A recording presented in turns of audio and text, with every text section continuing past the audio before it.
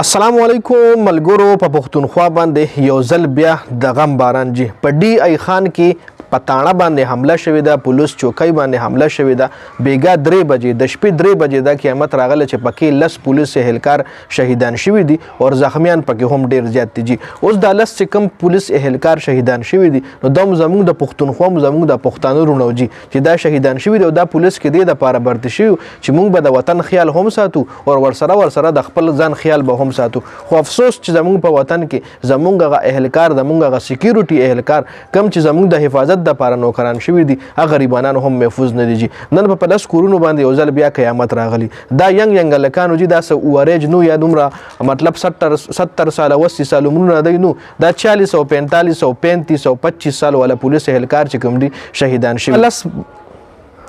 دغه پولیس 10 اهلکار چې کوم دی بخامخا ودونه کړي بچي به یتیمانان پاتې شوي جي خزې به کونډې شوي جي. ډېره د افسوس خبره ده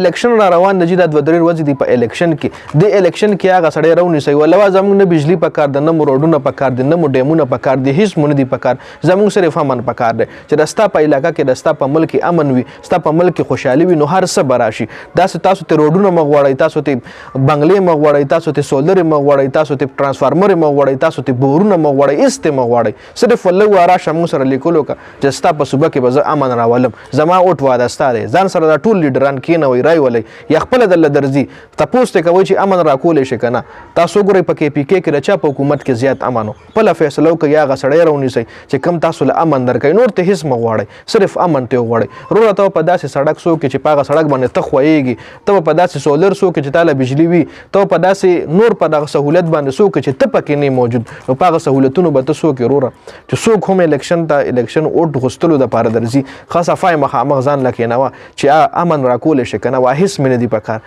زما صوبې امن راوستي شي کنه بیا مونږ روزانه د ماکو کې لوزو کنه بیا به روزانه مونږ جنازي چتاو کنه بیا به روزانه زمونږ ماشومان چې کم دي یتیمان کیږي زمونږ پیغلې به کونډې کیږي بیا به حساب یې مخ کې چې څنګه حساب چې هر هفته کې به یو دماکه خامخه پکې پی کې کېده بیا به هغه حساب کتاب شروع کنه امن راکول شي زما وټ سکه زما ټول خاندان وټم دستا مونږ صرف امن پکار د نور ته هیڅ مغوړی کلستا په کور کې سولر لګیدلی د تعالی بجلی اویلیبل وي خو چې ته پکې نه رور نه پاغه بجلی به تسکی چې ستا سر ل پکې خیر نه یو بهر تعالی داسې سړک جوړي چې ته په سم خوېږي د ستاره گاډي په سم خوېږي خو ته چې مطلب تعالی سہولت نه ته بهر وته نشو پاغه سړک په تسو کې ته چې بهر وزي د ستا سر ل خیر نه ته پاغه سړکونو پاغه سہولتونو بسو کې نو څو کوم غوستلو د درځي پیلته امن غواړي جی امن ډیر زیات ضروری دی په یو ملک کې چې امن وي په یو علاقې کې چې امن وي نو هغه علاقې څوک هم د ترقۍ نه نشي منې کولی هغه علاقې له ترقي په خپله راځي ترقي هم امن پسې ځي خوشحالي هم امن پسې ځي یو ځای کې چې امن وي هلته به خوشحالي هم راځي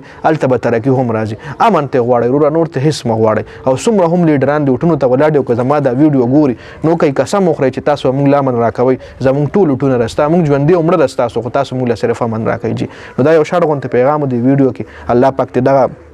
کم پولیس اهلکار چې شهیدان شوي دي الله پاک ته دی کورونو ته چې کم واړه دي یا دی کم مور پلار دی الله پاک ته له صبر جمیل ورکي او الله پاک دی له پاغه دنیا کې اعلی مقام ورکي جي. امين وای او ویډیو مخکې ملګرو سره ضرور شریک کړئ. والسلام.